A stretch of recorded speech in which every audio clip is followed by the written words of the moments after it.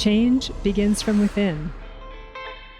As easy as it is to look outside of ourselves and want the world to change, the truth is, it never will if we remain the same. This podcast was created for changemakers like you who want more love and connection in your community. Today, you are going to hear stories that will inspire you and also challenge you to be the change. We are going to go deep, my friend. So take a deep breath and settle in. My name is Emilia Tamburini. Welcome to the Circle of Change. Here we are, Changemaker, our last episode of the winter season. What a powerful winter it has been. I don't know about you, but I have gained so much clarity in all aspects of my life, and it feels like all these pieces are coming together. I'm having a lot of fun witnessing the power of the universal laws in action all around me. Here on the Circle of Change, it's also been a really powerful season. We began in early January with Aileen Crown, Heather Rose, and Pam Blanchard talking about the new consciousness, an episode that brought me to tears with its heartfelt message of the power of finding each other. And then we had Janelle Green and her relationship coaching episode, which is one that many of you are still talking about and listening to over and over again. This episode really gave us the opportunity to reflect on our role in relationship challenges and the power in claiming that to restore intimacy and connection. Then we had Brett McDonald and Lizzie Allen, two comedic artists that are bringing light to the essentialness of humor in our healing and personal development journeys. And we learned a new adjective, wobbling. And then Sarah Francescuti joined us to speak of the role of self-care in leadership and her transformational summit, which just happened last week, and it was awesome. I also sat with you in circle to explore topics of reestablishing our relationship with the natural rhythms of the season, the powerful role that responsibility plays in our roles as change makers, and creating a new relationship with failure so that we can really stretch our comfort zones and do the work that we are being called to do. Thank you so much for joining me in circle for these dialogues. And if you have more thoughts or insights that are arising for you after listening to these episodes, please feel free to leave us a voicemail or an email. To end this season of winter, of settling in, of taking stock of our resources, including our own wisdom, of resting and gathering together around the fire, I would like to leave you with a conversation with a good friend and one of my business besties, Lani Donaldson. I have been deeply touched by Lani's work to reform the education system and her passion for ensuring students get the education that will most serve them and this world, which you'll learn is not the education system that the majority of kids attend in North America. This storytelling circle is thought-provoking, it's funny, and it's educational.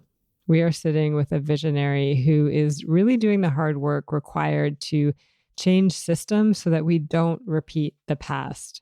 In this episode, you're going to hear a funny and profound analogy of inclusiveness. You're going to hear about the roots of our education system and how it's not serving 21st century kids. Lani shares her personal journey with dyslexia and how it fuels her paradigm shifting work that she does today.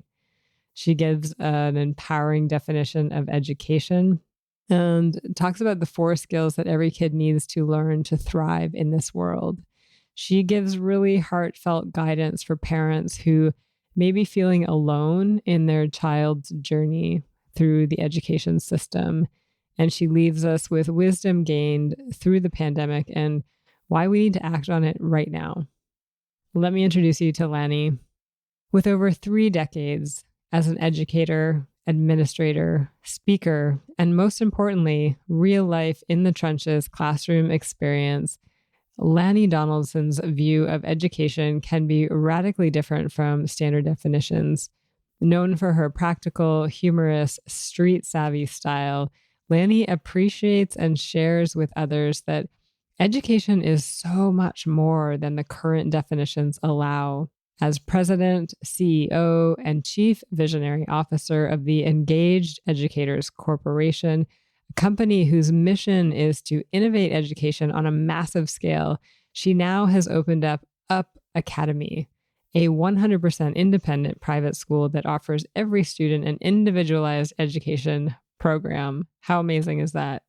Lani has known for years that there are places where the system supports the system and not the student. She is considered an educational innovator because she studies the fit for how minds learn, how education works, how systems work, and most importantly, how children are best taught. How revelatory is that? Education should ignite all learners' curiosity and encourage learning as a lifelong process. To sum it all up, Lani's focus is education success made simple. Enjoy this delicious conversation. Lani, it is so amazing to be with you here sitting in circle. Thanks for joining us. Welcome. My pleasure. I have no doubt this is going to be a thought-provoking and funny and educational conversation. For the listener, Lani and I met in a mastermind program through a community we're both part of, the eWomen community. It's this wonderful organization where we as entrepreneurs get to lift others up as we ourselves climb. And through that experience together, I have learned more and more about Lani's work and am so deeply touched by the work that you're doing to essentially reform the education system. And what I love most about it is this deep passion that you have for ensuring the kids get what they need to really thrive in this world. It's exciting work and it's bold work. And I can't wait to bring this story and what you're up to into Circle today. I am so excited. To begin, I'm going to read a poem. This is a quick poem, but when I saw it today, I thought, oh yeah, this is cool. And I'm curious to see what lands for you with this poem. This is an opportunity for us to really transition from wherever it is we're coming from into this space, into this circle, and really get ourselves present for the wisdom that we are about to receive. So the poem is called A Dreamer, and the author's name is J.R. She was a girl who grinned at the unknown and tried to capture the stars just to see how brightly they would shine. I'm going to read that again. She was a girl who grinned at the unknown and tried to capture the stars just to see how brightly they would shine. This poem really reminds me of you, actually, Lani, because I can see you smiling at the unknown and this challenge of being like, oh my gosh, how can we do something better? And then capturing these stars, i.e. your students, to see how brightly they can shine. I was like, oh gosh, this is the perfect poem. It is. It could describe my entire life. Well, I'm curious about that question, and I'll see if it crops out in our conversation. The first question I want to put out into Circle is, who are you? And if you do have a talking piece with you and you want to share what it is you brought or the significance of it, feel free to do it in this section. So Lani, who are you? A soul having an absolutely magnificent human experience because I choose to. And I did bring a talking piece. I brought a stress ball that's shaped like a peanut. And years ago, a friend of mine asked me to do a icebreaker for a conference and asked me like probably an hour and a half before the conference started. I hummed and hawed about it, and I'm really big on value. So I wanted to do an analogy because I teach a lot in analogies. So I wanted to do an analogy. So I stopped at a grocery store because I had this idea about a peanut. I went into the grocery store and it was busy, and I went running to where the all the nuts are, not people, but the actual peanuts. I grabbed a bag and I started scooping peanuts in, and then I thought, what am I doing? One of my daughters is allergic to peanuts, so I thought I only need one. So I took one and I ran back up to the front of the store and checked out all the cashiers. And there was one that had a person just unloading their cart, and I went, okay, that's perfect. So I went in behind this lady who was unloading her cart, and she put her, she got all her groceries on the cart and put the divider down, and I put the peanut down. And then I realized there was a guy behind me, so I went, oh, and I put the divider down behind the peanut, and this attracted a ton of attention. Uh, the lady ahead of me thought I was absolutely bonkers, and the gentleman behind me put his kids behind him because I'm sure he thought there was a crazy lady there. But went through the cashier. The cashier looked at the one peanut and looked at me and said, "Did you find everything?" And I said, yeah, I just need a peanut." And she puts it on the weigh scale. Guess what? Don't weigh anything. So she said, "It doesn't weigh anything." I said, "But must be free." She said, "Ma'am, this is Safeway."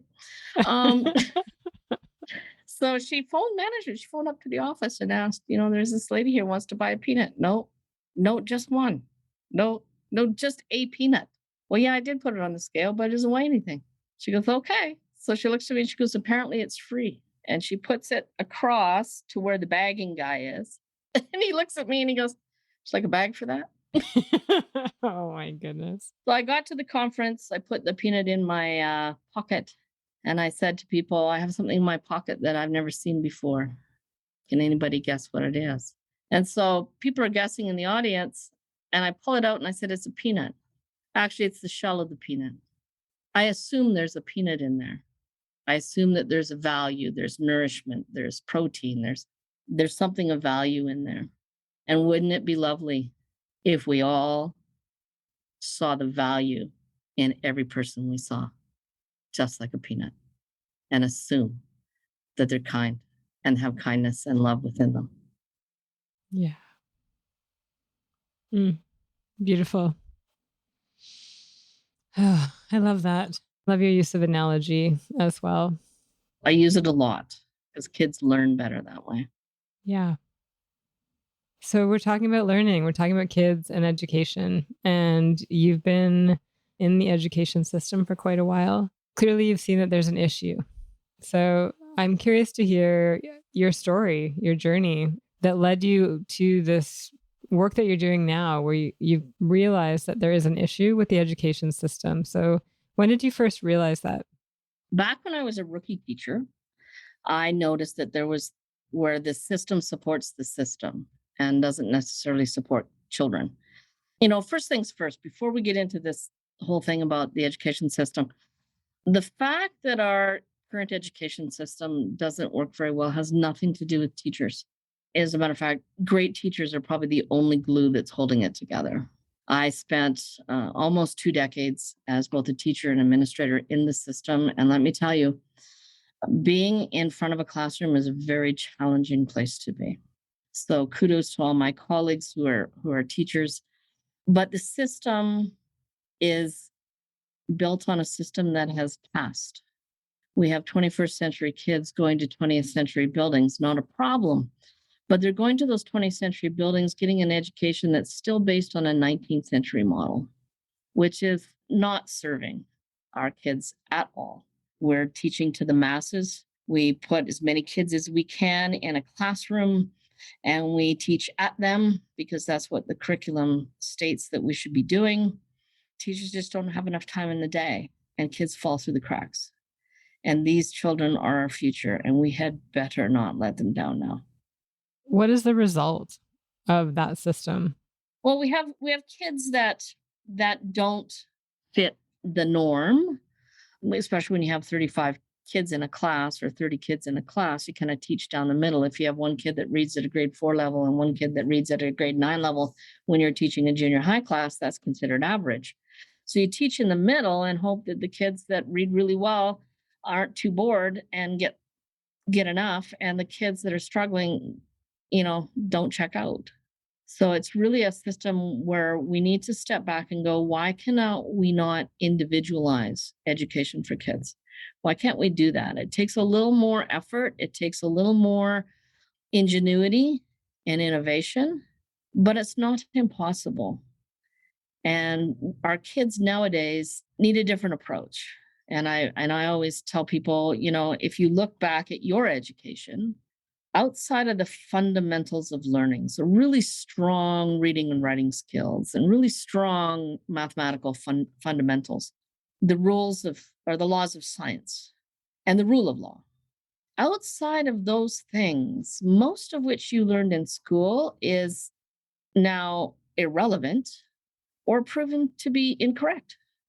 So why aren't we teaching kids how they learn, how to learn, how to access information, critical thinking skills, all those things that as adults we need to have to master anything.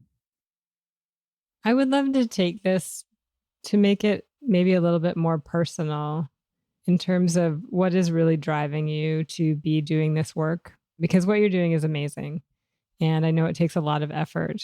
You no doubt are coming up across a lot of barriers as well. I'm curious about like the underlying driver of what brought you here. Like, do you have a personal story of going through the education system that gives you the fuel that you need in moments where it might be difficult? Yeah, actually, I have two. When I went to school, school was school. It was what it was. My mom realized that I didn't read very well. And so my mom read everything to me, like everything. If I had a novel at school I had to read, she read the novel to me. If I had a report, she read the encyclopedia, she read the articles. She did all of the reading because even though she wasn't an educator, nor was she a psychologist, she did understand that reading is a two-part process. One, turning code to speech, and two, understanding speech sounds. So I didn't have problems understanding speech sounds. I had problems with the whole decoding piece. And when I got to university, I was shocked that I got into university. I thought someone made a clerical error and I got in.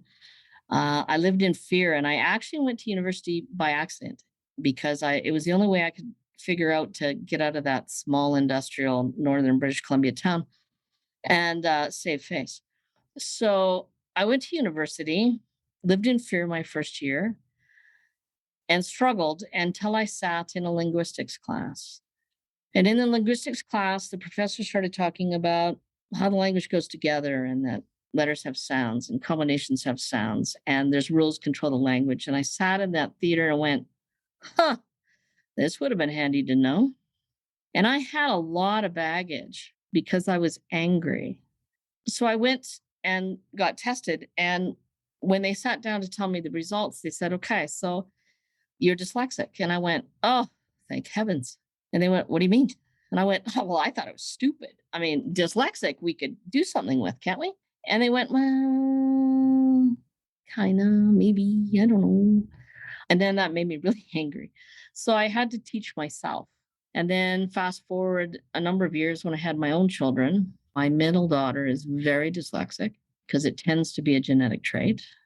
And she was bullied by a grade 10 teacher and absolutely destroyed her confidence as a learner. Up until then, she had awesome teachers, and it took one teacher 1 minute to absolutely shatter my kid. And I went, it will not happen anymore. And so I went on speaking tours and trying to speak to teachers and get them to understand the differences. And now, with the school systems the way they are, I started a company. I sat when I was still with the school board, I sat in a meeting with superintendents and said, why do we lower the bar for kids? Why do we do that? Why don't we just leave the bar where it is and maybe jack it up an inch or two and just teach kids how to get over it? And I was met with, we can't do that. So I had to make the decision that I could not fit the school system in my social schedule anymore. And before you make that decision, you should probably talk to your spouse. Anyway, I'm still married to that same person, actually. But I learned from that if I'm going to make a change, I have to be the change.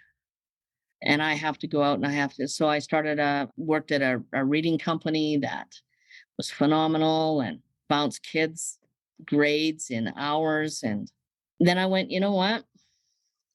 I need to start my own school system and develop a system to educate all children, regardless of whether they have a learning challenge or not. Kids are smart. Never met a stupid kid. Stupid adults, on the other hand, tends to be lots of those, usually on the freeway at 6 o'clock. It's like they have an association meeting. Oh gosh. Okay, so I thank you for sharing that story. It really helps me see the heart and the passion and where it comes from and why these kids are in such good hands when they come to you. So I do want to get into more about what is different with your school versus others, but first I want to better understand who's arriving at your door. Like when these kids or these families show up at your school, what's going on for them? What are their pain points that you're seeing? We offer families free, no obligation assessments, reading assessments and screens and stuff like that, because you have to pay a lot of money for to find out, some answers of why your child is not performing well in school. And my assessment room, my staff has dubbed it the crying room because 9 times out of 10, when I sit and I assess a child and then the child goes off to do some computer testing with one of my assistants, in my discussions with parents, they will break down in tears simply because someone is listening. Someone cares. Someone has some answers for them. And the most heartbreaking thing for a parent is when a child comes home and says, Mom, I'm just stupid. I can't learn. And I had that call from my daughter when she was in grade 10, where she was sobbing on the end of the phone saying, Mom, I'm wasting everybody's time. I just can't learn the way they want me to. And that's heartbreaking. I don't want that to happen to everyone else. So the parents that come here typically come because their kids are struggling usually in elementary, junior high, some high school students, and they found us. And so they come in for a free assessment, and then they're under no obligation to put their kids in any of our programs. I'll even tell them how to fix it at home. Now, can they do it as fast as I can? No, they can't, but they could do it. Yeah, there's a real theme of empowerment that I'm picking up on with you is that there's a desire to give the power back to the people, the kids, the parents, so that they can thrive. I think it's beautiful. I would love to hear a story of transformation. So somebody that has arrived at your school in your program, what was it like for them? First of all, what would they have experienced that was different at your school versus the schools they were in? And what happened? What was the transformation? Two come to mind. One is a child we have in our private school at Up Academy. When I first assessed her, she was in grade 4. She was in a very expensive private school. Her mom brought her in because she couldn't read. And then when I did the assessment, I noticed she couldn't do math either. And when I asked her what 1 plus 1 was, she had to use her fingers and then questioned whether 1 plus 1 was actually 2. So the whole concept of what mathematics is, she didn't have, nor did she have the ability to read. I said to the mom, I said, well, this is where the difficulty is. And she said, well, I have parent teacher conferences tomorrow. I will tell the teacher this information. And I said, oh, would you like to know the questions you should ask at parent teacher conferences? So I gave her those actual questions that she should ask. The mom phoned me the next day and said, so the principal sat in on our conference meeting. And in my head, I'm thinking, that's never a good thing. And she said, the principal said to me that we will keep your daughter safe and entertained, but we can't teach her. So the mom was very upset and said, please teach my daughter. Ergo, Up Academy started a lot sooner than it was supposed to. And so in 4 years, we have moved that student from kindergarten ability. We've moved her 8 grades. So 2 grades a year, really, if you want to average it out. That student could hold her own in any school because she now has the fundamentals and she down understands the concepts. And now she can learn and believes she can learn, which is more important. Mm-hmm. And we have had instances where kids come for a one-on-one to learn study skills. And I had a student drive in at 16, drive in 4 hours to my office, came in on reading break, study break before final exams, and had a basketball scholarship on the line. And I had 4 hours to teach that child how to write an exam, how to study for it, how to make information sticky enough so she remembered it so that she could get her basketball scholarship. And no pressure. Wow. So she did get her scholarship, by the way. But it's amazing. Kids are smart. They just don't know it because the system makes them feel stupid. So if you were to define education, how would you define it? Fundamentally, to teach a child is actually to draw them out, not to stuff their heads full of facts and figures. I often say, I can tell you what happened in history in 1066. Invention of the longbow and William the Conqueror conquered England. Never made me any money. Can't tell you why I know that. Is it important to know history? Yes, because we certainly don't want to repeat it because we've made some massive, massive mistakes. When it really comes down to kids learning, we have to remember that there's things that they want to know and there's things that they need to know. And you need to balance that out. So education is to instill the magic of learning, to excite kids about consuming information, but also excite them to analyze it at the same time and to critically think through things before they make decisions. So instead of, reading, writing, and arithmetic, we have to help parents create the best human beings we can. That's our responsibility. I'm just thinking about history that you brought up, how we learned about history in school. And it was literally just, here's the quote unquote facts of what happened. And then when we were supposed to memorize that and repeat it back in an exam, that's how I learned history. There was no questioning about it. You said it's important to know history because we don't want to repeat the past, but we're not learning about what brought that history about and how can we learn from this and not repeat the past. It's just like, this is what happened. But again, there's no critical analysis. And obviously we know now that so much of what we learned wasn't even true, or it was through a certain lens. And that's caused a whole heck load of damage in our world, to not be able to really question what we learn. Mm-hmm. And I grew up in northern British Columbia. I always, which got me into boatloads of trouble in school. I always said, what if that's not true? And I would have teachers saying, are you calling me a liar? And I go, not at all. What if that's not true? What if what you're telling us is not true? And I could say it about anything. I went to university and one of the things I studied was Canadian history.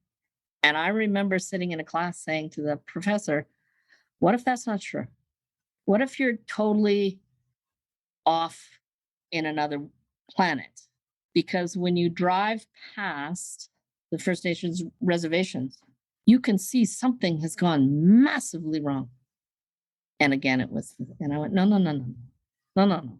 This isn't the end of it. Something has gone massively, massively wrong. Yeah. And what a world we would live in if more people questioned and that was acceptable. Like we actually had conversation about the things we're learning and questioning our realities. And I can see that looking at the world today, with all the conflict around COVID and vaccinations and people's rights. And there's different worldviews. A lot of people standing there saying my view is right and not questioning, well, is that true? Is that right? Or is this right for me? And that reality over there is right for them. And both realities exist or are true, Yeah. That's why you teach critical thinking skills. That's why you teach analysis. That's why you teach people to dream big, but think hard so that they put perspective. Everybody has a different perspective. If you and I look at sitting across from one another and we're looking at a board, but your side of the board is black and mine is white, and I say, well, it's white, and you go, no, it's black. It's because I'm not seeing what you're seeing. It's a case of go in the other guy's shoes. Move 6 degrees, move 30 degrees, move 90 degrees. Just take a look from a different perspective before you make a decision or a choice or a judgment. And you shouldn't make judgments anyway, because it makes you look stupid. I feel like that's when I've talked about education and your approach at Up Academy. It seems to me like that is what you're doing. You're getting inside the student's mind and saying, how is the student seeing this right now? Because clearly it's different. It's not wrong. And then you find ways to work with that way of viewing the world. Like, am I right there? Because that feels like what you do. Yeah, before students come into Up Academy, and Up stands for unlimited possibility and unlimited potential. Before kids are accepted into the school, we test them, and not to see if they're smart enough. I don't care what your IQ is. It's irrelevant. What we test for is to find out how best you learn, what the executive functioning skills are. So those are all the non-academic sub-skills that drive academic success. We test those so that we know how best to teach a child. Not everybody learns the same. Popcorn doesn't all pop at the same time. It's in the same pot. But why are we looking at people and expecting them to all learn at the same time? It's ridiculous. Kids here, everybody has an individual program. And we teach you the way that you can learn and make information sticky so that you can retain it. But we teach a lot of critical thinking skills, how to analyze the situation, perspective, understanding. Our cornerstones are respect, responsibility, resilience, and results. If you don't have those four, nothing's going to happen much. I want to go back to school. I want to go to your school. I get to go to school every day, and how fun is that? It's so fun working here because I just get to be a kid all day. Then I go home and my husband's just like, oh, really? You're still in kid mode. All right. So there might be a parent out there right now that is struggling. They're that parent that is brought to tears in your room. What do they need to hear right now? Or what message do you want to share with them in this moment? I've been in that position where, man, your heart is just broken. But I think parents need to know that there are people who are willing to help them. Parents are always welcome to call me. I get parents to call me. I had a parent call me from Hong Kong one day. I had to pull off the road real quick because I wasn't expecting a call from Hong Kong. I take calls from parents all the time and give them the best advice that I can. But parents need to know that they need to trust their instincts. I seldom, I'll have parents come in and they'll go, I knew when they were in grade 1 that something was wrong, but they told me it was all good. And I went, you are the expert in your child. I am not. I'm an expert on how the brain works and how students access information and how people learn. I'm not an expert in your child. You're the expert in your child. So trust your instincts. If you think that there's something wrong or something's not quite right, investigate it. Check it out.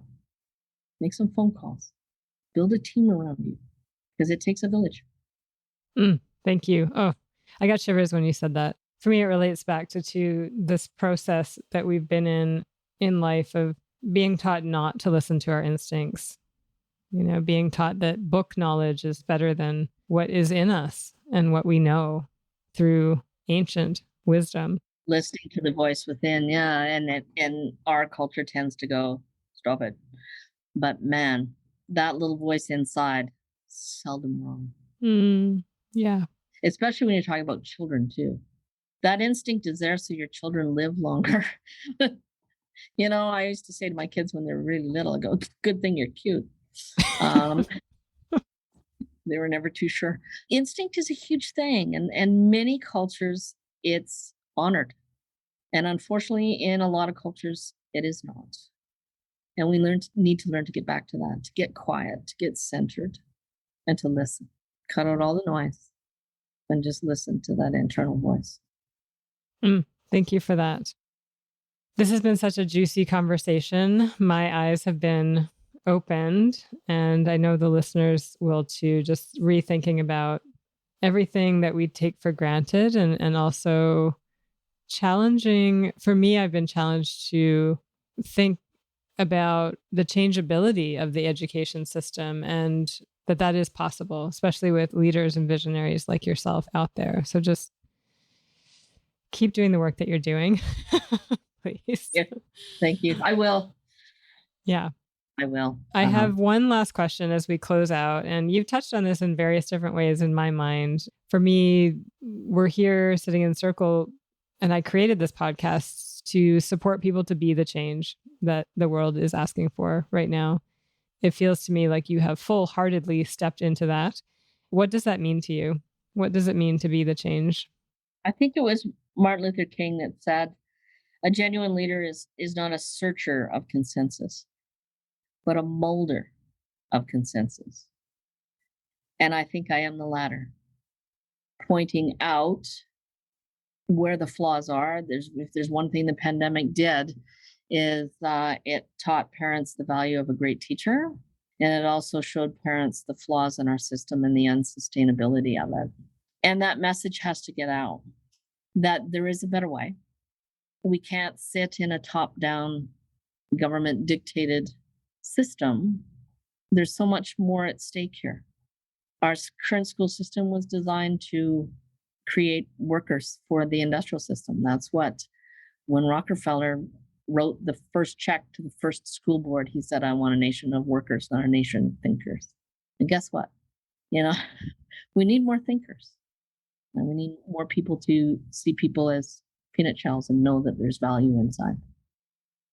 Thank you, Lani, for joining us today in Welcome, Circle. Yeah, I'm deeply touched by the care that you have for the students and the parents and our world, humanity, really.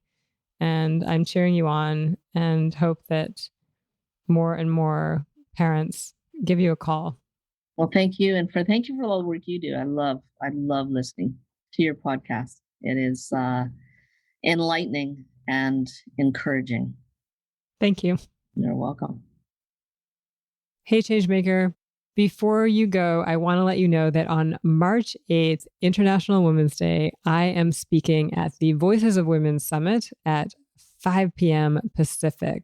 This is a live conversation that will delve deep into conscious leadership skills required in today's evolving world. I'm so honored to support this event that celebrates the resurgence of the voices of women, a journey that has been so important to me and the work I do today. I would love for you to join me and the 100 other women that will be speaking on this day on topics close to their hearts. This is a celebration of how far we have come and a look to where we are headed. So please join us to acknowledge the healing that has happened. It's not over, and that doesn't mean we can't celebrate. The link is in the show notes to sign up for free.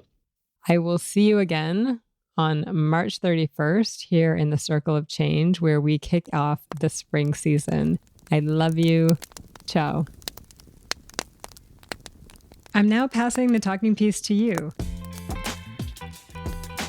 If you feel called to put your voice in the circle, please head to humconsulting.ca/podcast and share your story there. I cannot wait to hear what has come up for you as you have listened to what has been shared here today. I wish you love and joy beyond your wildest imagination. Thank you so much for being here in the Circle of Change. I also want to express my gratitude to the following peeps. Circle of Change is recorded on Lekwungen territories, and I am so grateful to live on this land. Our opening and closing music was created by the talented E-Roll Beats. You can find his creations at erollbeats.com. And special thanks to my coach, Mary Chan of Organized Sound Productions, for bringing this podcast to life. Until next time, ciao.